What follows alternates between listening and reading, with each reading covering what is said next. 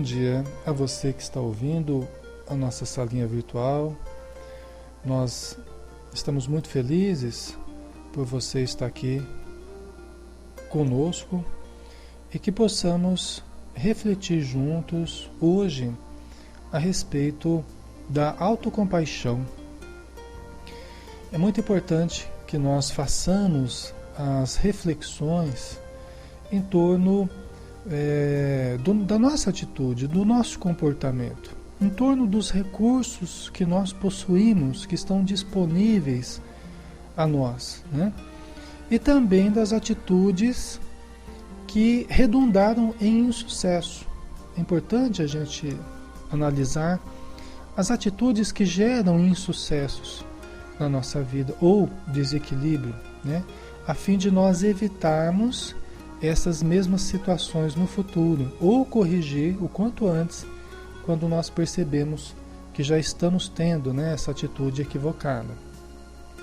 A gente pode dizer que a pessoa que cultiva a autopiedade, ela desenvolve tormentos desnecessários. Desenvolve tormentos desnecessários, que nos deprimem, né? Quando a gente cultiva a autopiedade, nós cultivamos esses tormentos desnecessários e nos deprimimos na razão direta em que nós nos entregamos a esses tormentos que nós mesmos cultivamos, né? Através da autopiedade. Então, olha lá, é importante isso aqui, né? Que à medida que nós vamos cultivando essa autopiedade, começamos a nos envolver com esses tormentos perfeitamente evitáveis. Olha, uma grande carga de dificuldades que a gente atravessa, que a gente vivencia, são perfeitamente evitáveis, né? Nós só precisamos tomar consciência de certas atitudes que a gente tem e evitarmos, né, certos tormentos que nós criamos para nós mesmos, né? Nós temos que lembrar que toda aprendizagem, processo de aprendizado nosso, tem base no acerto, no erro e no acerto. Como é que nós nos desenvolvemos? Como é que nós aprendemos? Através do erro e do acerto. Hoje a nossa realidade é essa. Quem sabe com o tempo nós vamos desenvolvendo uma outra metodologia de aprendizagem, né? Nós vamos criando um outro modo de aprendermos as lições, mas por enquanto a base do nosso aprendizado se assenta no erro e no acerto. A gente vai selecionando as experiências consideradas saudáveis, benéficas, e elas vão se fixando através da repetição, né? Aquilo que é bom, né, nós vamos fixando através da repetição e passam a fazer parte de nós. Infelizmente, a gente acaba fixando também muita coisa que não presta na nossa vida, né? Muitos hábitos infelizes, muitos conceitos errôneos, falsos a respeito da vida, das pessoas, até mesmo de nós mesmos, né? Enfim, mas nós somente vamos adquirindo uma nova condição, né? Nós vamos aprendendo e vamos assimilando através dos erros e dos acertos, né? Dos insucessos, dos sucessos, né? Que nós vamos vivenciando, de modo que a gente possa selecionar as melhores atitudes e a gente possa então, através da repetição, a gente possa fixá-las, né? Criando um novo modo de ser, um novo modo de agir e de pensar. Agora, quando nós elegemos a posição de vítima perante a vida, quando nós elegemos a posição de vítima perante a vida, né, e nós assumimos a lamentável condição de infelicidade, nós estamos, na verdade, no caminho de perturbações emocionais graves, que pode nos conduzir a psicopatologias devastadoras, de difícil tratamento, né? Então, gente, olha lá, quando nós elegemos a posição de vítima perante a vida, por que eleger? Porque normalmente a gente trata assim, né? Como se a gente tivesse sido colocado numa situação difícil por alguém, pela família, no trabalho. É como se alguém tivesse empurrado a gente para uma certa situação. Mas, isso pode até acontecer, mas nós só aceitamos a posição de vítima da vida se nós quisermos. É uma opção também nossa. Nós podemos não aceitar. Olha, gente, os papéis, eles estão sendo sempre distribuídos, né?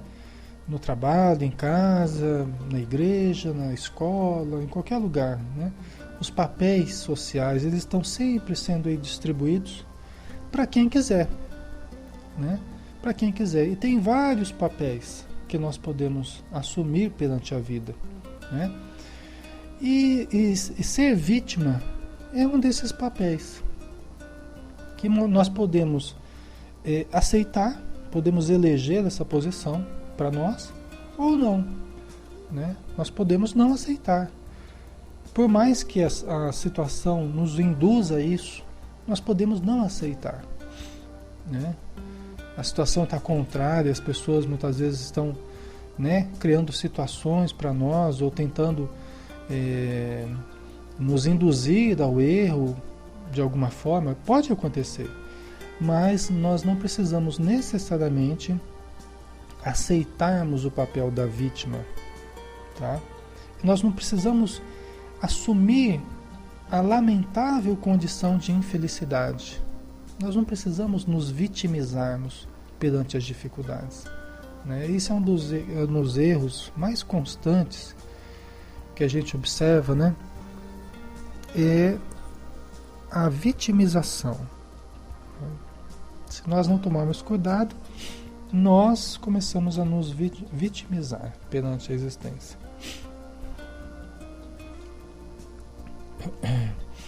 E essa vitimização, ela pode nos conduzir para perturbações emocionais graves, né? Psicopatologias de difícil tratamento.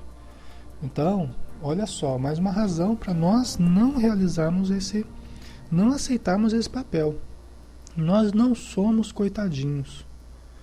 Nunca fomos e não devemos ser coitadinhos, né? Nós não somos. Nós somos filhos de Deus, temos todo um potencial superior a ser desenvolvido, né? Temos a fagulha divina dentro de nós, né? Temos o self, o eu superior, que Jung, né, nos trouxe, e outros autores também trabalharam em cima desse conceito, né? Desse eu superior que nos cabe desenvolver, né? Fazer desabrochar. Então não há motivo para nos vitimizarmos. Não há motivo, né? Nós podemos lançar mão desses recursos superiores, né? Podemos superar as dificuldades. Então, a nossa mente, né, sede dos nossos pensamentos, né? E conforme ela seja utilizada pela nossa vontade, ela pode se tornar um cárcere para nós ou um fator de libertação, né? E ninguém foge à influência da mente. A ascendência mental nas nossas vidas é muito grande. A importância, a ascendência dos fatores mentais na nossa existência são muito importantes. Porque a nossa mente, ela condiciona toda a existência que nós vamos ter. Tudo começa da nossa mente, né? Poderíamos dizer que todo o universo criado é manifestação da mente divina. Manifestação da mente divina. Pela vontade divina, né? Onde tudo foi criado. A gente pode falar que começou com o Big Bang e tal. Tem importância, né? Podemos falar que houve evolução, sim, houve evolução, tal. Mas nós vivemos, né, na manifestação, dentro dessa manifestação da mente divina, que é essa inteligência superior que coordena a vida, né? E nós estamos submetidos a essa mente superior, a essa mente divina. Então, nós também temos esse potencial, nós temos a fagulha divina dentro de nós, temos o eu superior. E, utilizando a nossa mente, nós podemos, mobilizando a nossa vontade, nós podemos ou nos libertar, através de conceitos renovadores, de visões da vida renovadoras, ou podemos nos encarcerar, né, através de pensamentos limitadores. Toda limitação na nossa vida é a limitação que existe na nossa mente. Toda limitação que nós vivemos fora de nós são as limitações que nós nos impomos dentro de nós, em primeiro lugar. Passe a observar isso, né? Passe a observar quais limitações você tem imposto para você. Às vezes até sem tomar consciência disso, sem perceber, né? Que tem vivido encarcerado dentro de si mesmo, né? Isso entra tanto a parte de lazer quanto a parte do prazer, né? A parte de relacionamento, a parte financeira, profissional, né? Tudo isso tem a ver, o como a nossa vida está estruturada tem a ver nas limitações ou não que nós temos criado, em primeiro lugar, dentro da nossa própria mente.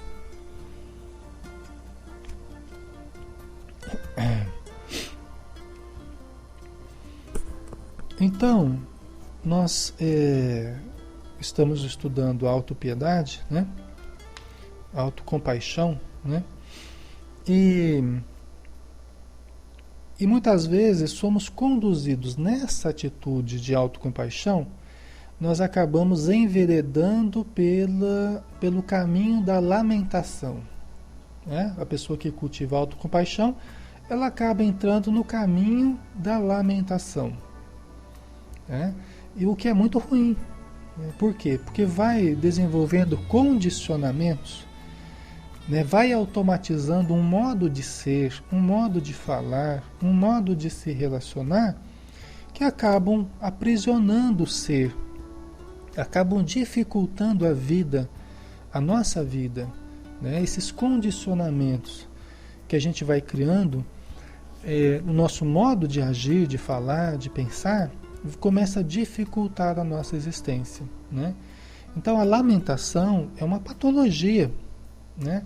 Não é encarada, né, como uma patologia, mas ela é um dos sintomas de quando a pessoa não está bem, é a queixa, é a lamentação, né? Quanto mais se lamenta, pior, mais grave é o caso, mais grave é a dificuldade da pessoa.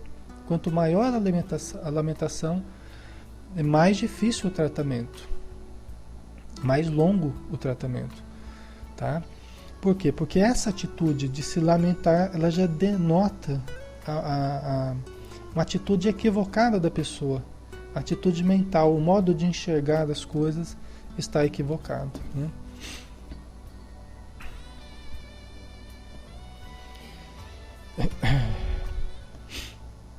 Por isso que o cultivo da autocompaixão, mediante essa insistente reclamação em torno da vida, essa insatisfação sistemática. É claro que o dia que a gente estiver plenamente satisfeito com tudo, a gente está morto, né? Porque nós vivemos numa constante insatisfação, no sentido assim, de sempre queremos um pouquinho mais. Sempre queremos melhorar, né? Fisicamente, emocionalmente, intelectualmente, economicamente, né? Esteticamente. Nós temos essa busca pela melhora. Isso faz parte até da evolução. Então nós não vamos estar plenamente satisfeitos. Mas é diferente de nós ficarmos cultivando essa insatisfação sistemática, né? Essa insatisfação que na verdade faz com que a gente não enxergue os recursos que nós já dispomos. Então, é diferente nós termos aquela insatisfação no sentido de fazer-nos buscar sempre uma melhora, sempre uma melhoria, e nós ficarmos cultivando a insatisfação no sentido de nos amargurarmos perante a vida, de nos tornarmos amargos, né? de nos magoarmos, né? De reclamarmos, de estarmos mal-humorados perante a existência, sem enxergarmos a maravilha de recursos que nós possuímos, a infinidade de possibilidades que nós já detemos. Então, na verdade, é um desprezo até ao que se possui e poderia estar se utilizando, né, em busca, né, de sempre mais, sempre mais, sempre mais, que na verdade não planifica o ser, né? Só deixa mais insatisfeito, porque é a pessoa que não se conhece, é a pessoa que está sempre buscando coisas de fora, sem conquistar-se internamente, né? Então essa atitude de sistemática insatisfação, né, acaba se transformando num fenômeno, num mecanismo masoquista, né, no nosso psiquismo. Essa atitude de autocompaixão, de insistente reclamação, de insistente insatisfação diante da vida, acaba se tornando esse conjunto de atitudes num processo masoquista, né? O que é o masoquismo? É quando a gente começa a inverter. Passamos a ser felizes, entre aspas, na infelicidade. Né? Nós passamos a ser felizes, entre aspas, na infelicidade. Né? Começamos a inverter e passamos a buscar o prazer na dor. Né? Isso vai caracterizando a atitude masoquista. Né? Então, a pessoa que reclama demais, na verdade, ela está se comprazendo na reclamação. É como se ela sentisse um prazer na dor, de falar de si, de falar das suas dores, de falar, né?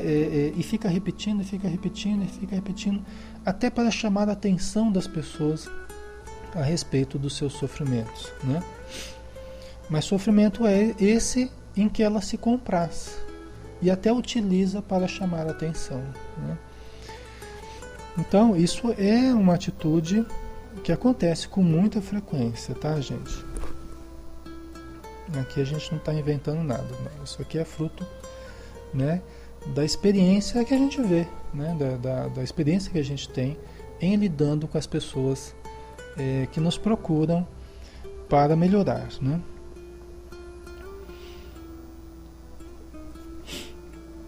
Então essa pseudo-aflição mantida, ela se converte em motivo de alegria, realizando um mecanismo de valorização pessoal, cujo o desvio comportamental planifica o ego.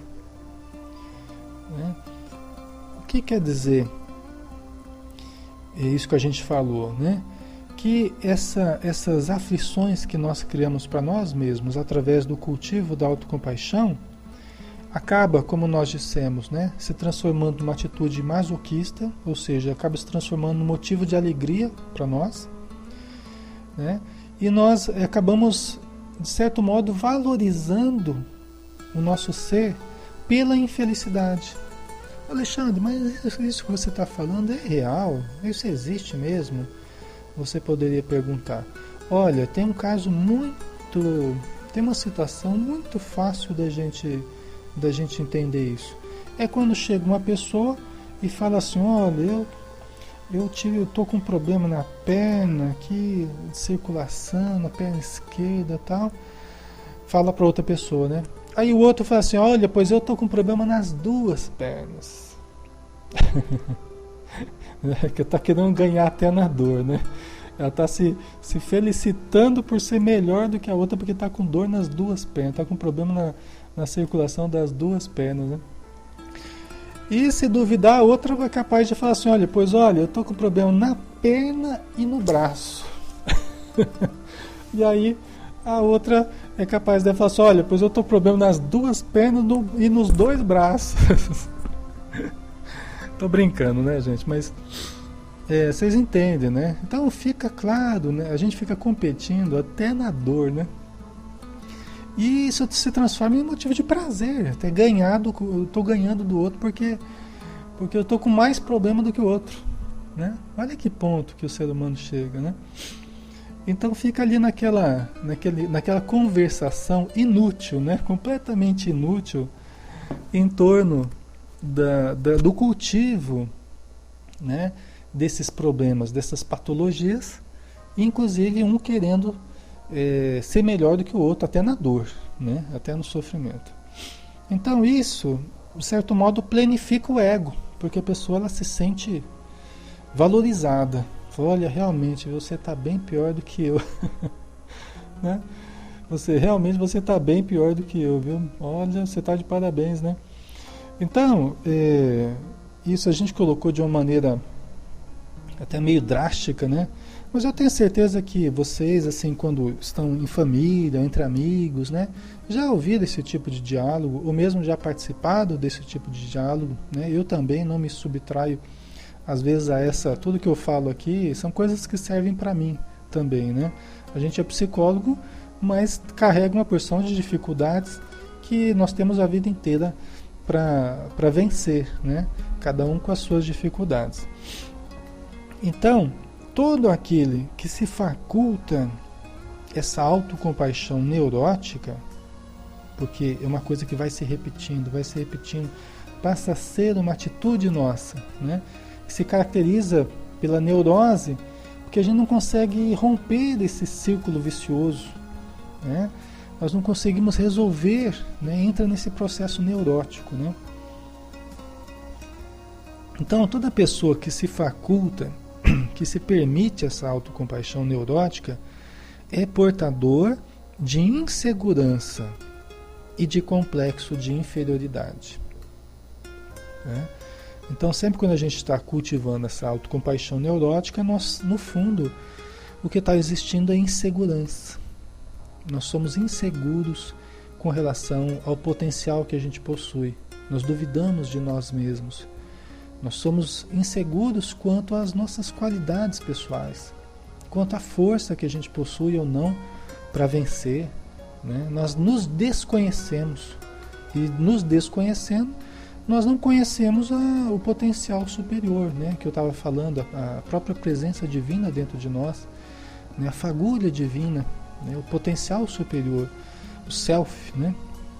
Então acabamos agradando ao ego por desconhecermos os conteúdos superiores do self, né? E vivenciamos também o complexo de inferioridade, né? Mantendo essa insegurança, essa dúvida a respeito de nós mesmos, nós estamos trabalhando pela manutenção desse complexo de inferioridade em nós. Ou seja, nós nos mantemos nessa avaliação menor de nós mesmos, né? Nos sentindo inferiores às outras pessoas, né?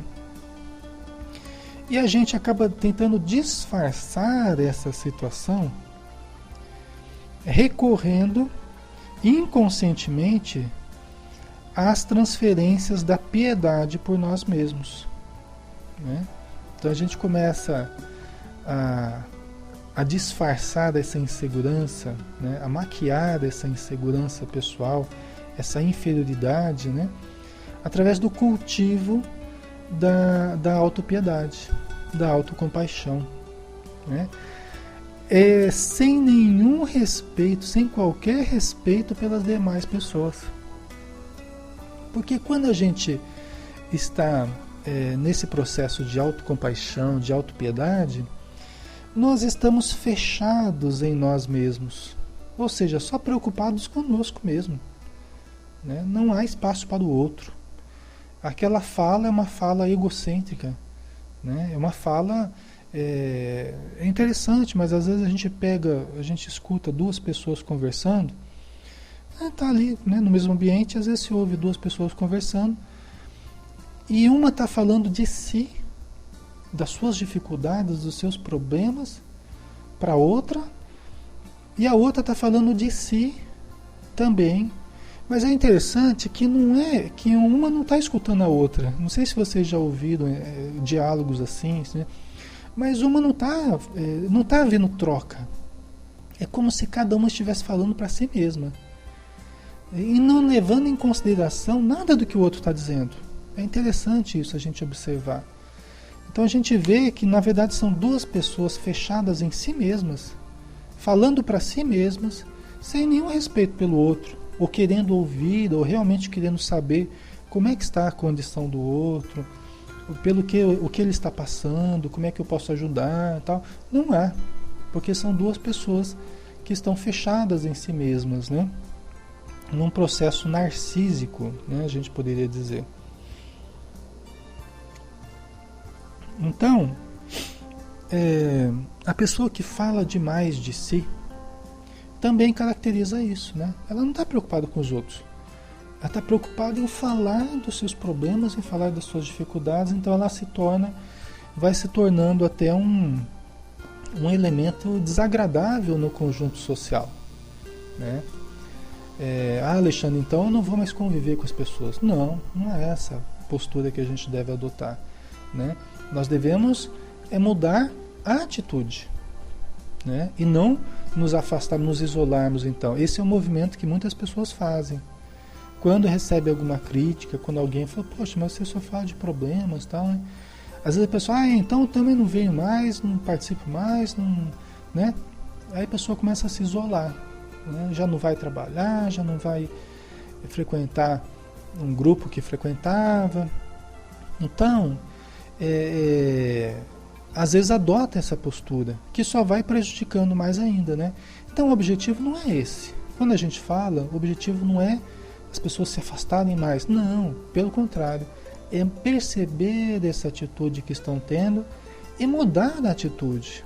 Olha, é verdade, Alexandre, quer saber? Eu vou começar a utilizar de frases mais positivas, eu vou tentar adotar uma postura mais otimista perante a vida, né? Aí tem uns que falam assim, mas como eu vou fazer isso? Se a vida está tão difícil, se está tudo tão complicado e tal, eu vou estar sendo falso. Não, eu não vejo por aí. Eu vejo que todo esforço que nós envidarmos para mantermos um bom relacionamento com as pessoas, para mantermos uma atitude mais positiva, para sorrirmos até mesmo na dificuldade, é válido. Isso ajuda a manter a nossa vida mais coesa, mais integrada, né? Agora, quando a gente começa a se entregar ao pessimismo, ao mau humor, né? A atitude amargurada, quando nós vamos nos entregando, aí a coisa começa a ficar mais difícil, né? Então, não aconselho que que se acomode a essa situação, que se entregue a essa situação, que se esforce mesmo por sorrir, que se esforce por ser agradável, por manter o bom humor, né? Eu acho que isso é fundamental para que a gente, inclusive, consiga reverter a situação, né?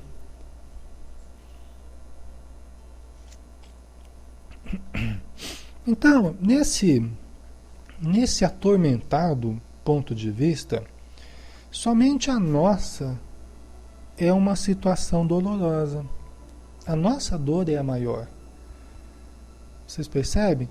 A nossa dor, por nós estarmos fechados, né, conosco mesmo, em nós mesmos, né, cultivando essa autocompaixão neurótica, reclamação, essa atitude masoquista, né, narcísica, fechado em nós mesmos, a nossa dor é a maior, né, nesse ponto de vista nosso, que já é um ponto de vista comprometido, né? E somente nós somos dignos de apoio e solidariedade, né? Somente nós somos dignos do apoio e da solidariedade. Quer dizer, a gente se acha o maior sofredor e aí também os mais dignos de receberem auxílio. E aí nós começamos muitas vezes a adotar atitudes exigentes, passamos a exigir dos outros, porque nós nos consideramos, pela nossa ótica equivocada, né, distorcida, né, desfocada, nós somos que temos que receber ajuda primeiro. Nós somos o que merece, né, porque nós somos o maior necessitado. Gente, qualquer dor expressa uma necessidade, qualquer dor, qualquer dificuldade, ela é um pedido de ajuda, né? Eu acho que merece o nosso respeito sempre, né? E quando a gente está falando dessas dificuldades, nós não estamos fazendo críticas a ninguém e nem estamos desrespeitando ninguém. Nós simplesmente estamos explicitando, né? Nós estamos tornando explícito, às vezes, atitudes que nós mesmos cultivamos, né? Ou que outros cultivam e que nos fazem mal. Né? Que é importante que a gente tome consciência de certas posturas que a gente adota para que a gente possa mudar da atitude. Né? Eu só estou lembrando a vocês que essa atitude não vai nos ajudar. Né? É importante a gente perceber isso. Essa atitude não nos ajuda. Pelo contrário, vai agravando mais a nossa condição de infelicidade. Né? Agora, uma coisa interessante que acontece.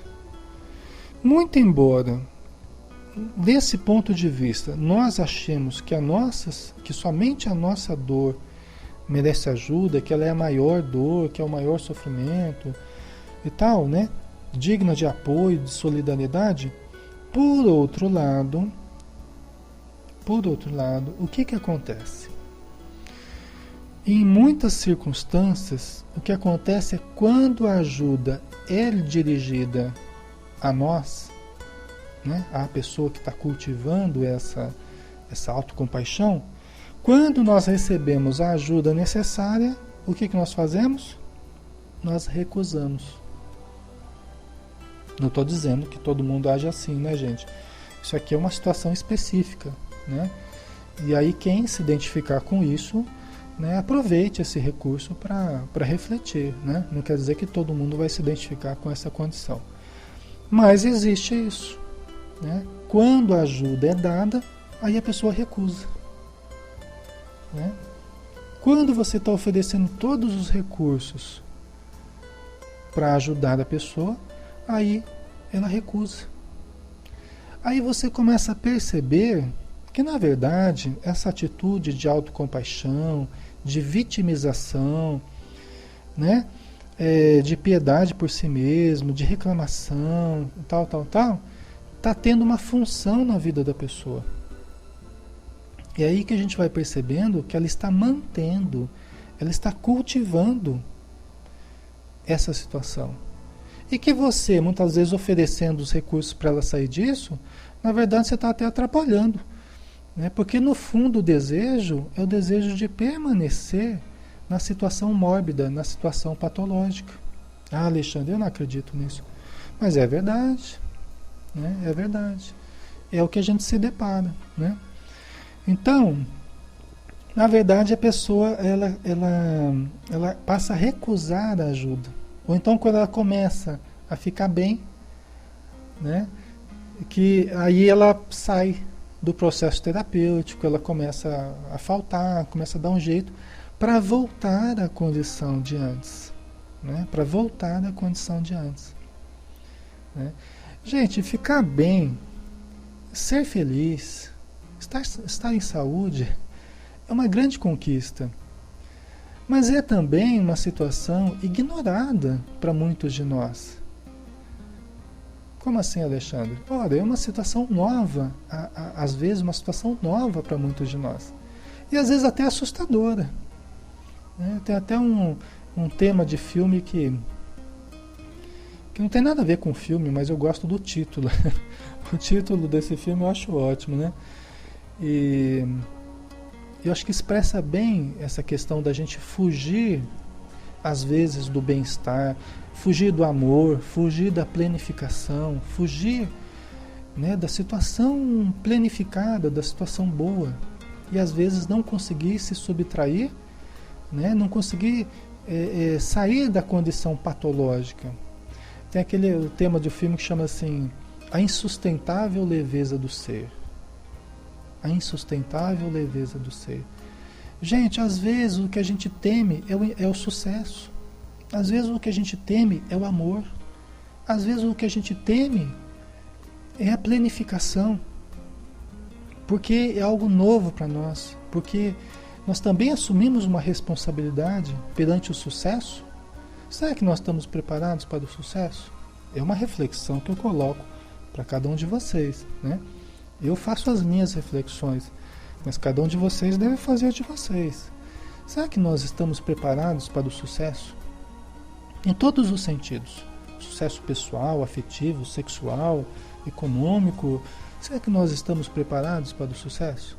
Ou será que quando a coisa está indo bem, nós criamos alguma coisa para desestruturar? Para continuarmos naquela reclamação, para continuarmos naqueles ciclos negativos, né? Aqueles círculos viciosos, negativos. Vocês estão entendendo? Então, é uma coisa para a gente refletir, né? Porque quando nós cultivamos essa autocompaixão e nos recusamos a sair dela, recusamos a ajuda, recusamos as sugestões positivas que vão nos ajudar, né, a vencer essa situação, né, é que está tendo uma função dentro da nossa vida, né? A função de nos proteger, né, entre aspas, né, nos proteger, entre aspas, né, a função de manter as coisas como estão, né? Muitas vezes com medo de sair dessa situação, com medo do sucesso, com medo da saúde, né? Porque quando a gente está com saúde, quando a gente está com bem-estar, quando a gente está com energia, nós somos forçados a participar da vida, somos forçados a participar no conceito social, somos forçados a participar ativamente no nosso trabalho, na nossa igreja, na nossa religião, né? Na nossa família. Agora, quando nós vamos cultivando essa infelicidade, essa compaixão, essa vitimização, nós vamos nos sentindo isentos da responsabilidade de participarmos ativamente, né? Então nós vamos nos sentindo isentos, dispensados, assim, dispensados por motivo de saúde. Não é isso mais ou menos que acontece, né? A gente acaba se sentindo dispensado da vida por motivo de saúde, né? Então, espero que esteja ficando claro, né, esse movimento que muitas vezes nós fazemos, né, de nos ausentarmos da vida. Por isso que eu disse já em outros momentos que todas as patologias, todos esses distúrbios emocionais, nada mais são do que uma tendência que nós cultivamos de nos ausentarmos da vida, de fugirmos. Então nós nos refugiamos na doença, nós nos refugiamos na neurose, nós nos refugiamos nos transtornos. Porque quando nós estamos dentro de determinado transtorno, nós nos sentimos, como a gente acabou de dizer, nós nos sentimos isentos, dispensados da participação no conjunto social. Porque conviver com as pessoas é um desafio. Trabalhar é um desafio. Ajudar a família é um desafio, né? Não é fácil, gente. É dar a cara para bater, né? É ter que exercitar a humildade, é acertar, é errar, é ter humildade de pedir desculpa, é rever constantemente os nossos atos. Mas quando a gente se vitima, né? Quando a gente se vitimiza perante a existência, nós não refletimos se estamos errados ou não. Nós já julgamos que o outro está me fazendo mal e que eu sou a vítima. Eu não paro para analisar esse aspecto, né? Eu já determinei isso e me coloquei na condição de vítima, né?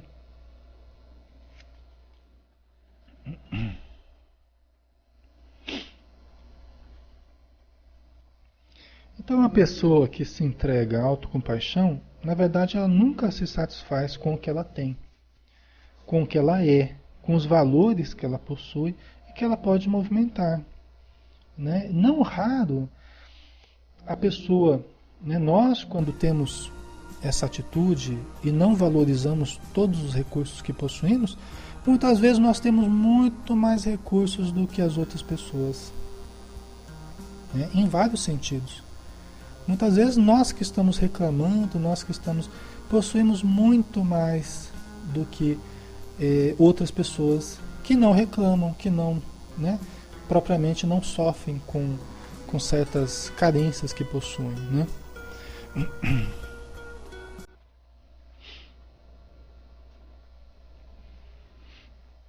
E Então, quando nós acreditamos de fato, né, nessa desdita que nós imaginamos para nós, que nós nos encarceramos nesse sofrimento, nós passamos a exteriorizar mal-estar à nossa volta, né? Acabamos contaminando as pessoas que nos cercam, né? Na verdade, quando a gente adota essa postura, é, nós estamos querendo chamar a atenção das pessoas, né? Nós passamos a criar vínculos baseados na piedade das pessoas, na compaixão das pessoas por nós. Só que isso pode funcionar durante algum tempo, né? Isso pode funcionar para você fazer amizades e tal, mas através da reclamação, da queixa, aí as pessoas vêm, passam a mão na nossa cabeça, falam: nossa, Alexandre, o que você tem? Você está tão tristinho hoje e tal, né? E a gente fica naquela conversa, né? Naquela queixa, aquela lamentação, e a pessoa tenta nos ajudar, né? Aí aparece alguém, uma boa alma, né? Que vai tentar nos ajudar e tal, conversa com a gente, se dispõe a fazer o possível para nos ajudar. Só que a gente vai mantendo essa postura, aí as pessoas, elas começam a perceber que está virando meio de vida, né? Está virando meio de vida, né? Elas vão percebendo que é um padrão no nosso comportamento. E para todo mundo a gente fala a mesma coisa. Então não é só um que a gente conta toda a nossa história, a gente vai para o outro e conta também toda a nossa história. Aí vai para o outro e conta, e não consegue sair disso. Se fosse apenas um desabafo, olha, desabafei, estou bem melhor, agora eu vou lutar, vou vencer e tal, né? Não, fica que tem aquela vitrola que não muda o disco, né? Você não muda o discurso, né? Adotou essa verdade negativa, né? E está usando isso para se tornar, vamos dizer assim, aceita pelo outro, né? Através da dor. Poderíamos nos tornar aceitos pelo outro através da alegria, através do bom humor, do bem-estar, através dos conceitos que a gente cultiva, através dos ideais que a gente tem como objetivo, né? As identificações, elas não precisam ocorrer necessariamente por fatores patológicos.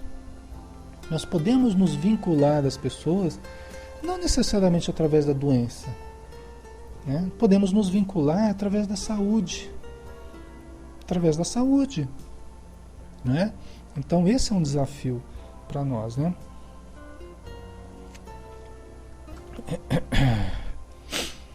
A história está cheia de grandes vultos, né? A história está cheia de exemplos, né? Como o poeta Milton, que era cego, né? E conseguiu escrevendo excelentes poemas. O Beethoven, né? Que continuou compondo com rara beleza mesmo após a surdez. Imagina, né? Um compositor com surdez, e ele fez obras magníficas, né? Chopin, também outro compositor, tuberculoso, e entre as crises da tuberculose, né, as hemoptises, ele escrevia músicas ricas de ternura. Assim também o Mozart, que também, mesmo na pobreza, na miséria, né, no final da existência dele, ele continuou escrevendo belas melodias que até hoje a gente aproveita, né? E assim vai, né? São vários os exemplos que a história nos oferece de pessoas que se superaram e que não ficaram cultivando a autopiedade, não ficaram cultivando a autocompaixão, né? Então, nós temos que lembrar, já finalizando esse nosso estudo de hoje, que a autocompaixão é um fator de desintegração da personalidade. Então não é um fator de integração, né? De saúde, de harmonização, não, é um fator de desintegração da personalidade. Então, ela deve ser rechaçada, né, do nosso comportamento, deve ser eliminada, né? Nós não devemos ceder espaço mental as reclamações, as queixas, a autocompaixão, né? Porque desse modo nós vamos conseguir caminhar a passos seguros para a saúde emocional e para a harmonia íntima, né? Cultivando a atitude positiva, o otimismo, né? Lançando mão dos recursos superiores que nós possuímos. E todos possuímos. Não existe ninguém que não possua recursos grandiosos que estão esperando para serem desenvolvidos, para serem trabalhados, desabrochados através do amor e do trabalho, através do conhecimento, né? São as forças que fazem a gente melhorar, a gente se aperfeiçoar, o cultivo do amor e do conhecimento, né? Do sentimento e da razão. Então, não esquecemos disso, né? Porque é muito importante para a nossa saúde emocional e para a nossa saúde física e psíquica, né? Muito obrigado a todos.